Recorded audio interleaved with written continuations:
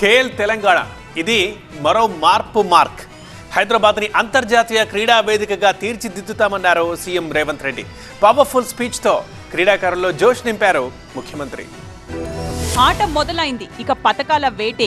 దేత్తడి పోచ్చమ్మ గుడి అనేలా పల్లె నుంచి ప్రపంచం దాకా క్రీడల్లో తెలంగాణ కీర్తి మార్మోగాలన్నారు ముఖ్యమంత్రి రేవంత్ రెడ్డి. ప్రభుత్వ సలహాదారు జితేందర్ రెడ్డితో కలిసి సీఎం కప్ మస్కట్ లోగో పోస్టర్లను ఆవిష్కరించారు. తెలంగాణ బిడ్డలు ఇప్పుడు అంతర్జాతీయమంతా రాణించడం ఎంతో సంతోషాన్నిస్తుందన్నారు. 2023 డిసెంబర్లో తెలంగాణ రాష్ట్రానికి నేను ముఖ్యమంత్రినైనా, నరేంద్ర మోడీ ఈ దేశానికి ప్రధానమంత్రి అయినంటే ఆయన కూడా వాళ్ళ తాతలు ముత్తాతలు చేస్తే కాలేదు, లక్ష్యాన్ని పెట్టుకొని పనిచేస్తే ఆ దిశగా మనం కృషి చేస్తే సాధించలేంది లేదు. ఒలింపిక్ లో తెలంగాణ పేరు మార్మోగాలన్నారు. క్రీడాకారులను ప్రభుత్వం అన్ని విధాలుగా ప్రోత్సహిస్తుందన్నారు. 2028లో ఒలింపిక్స్ లో మనం మెడల్ సాధించాలి. ఆ మెడల్స్ కోసం మీరు కష్టపడండి.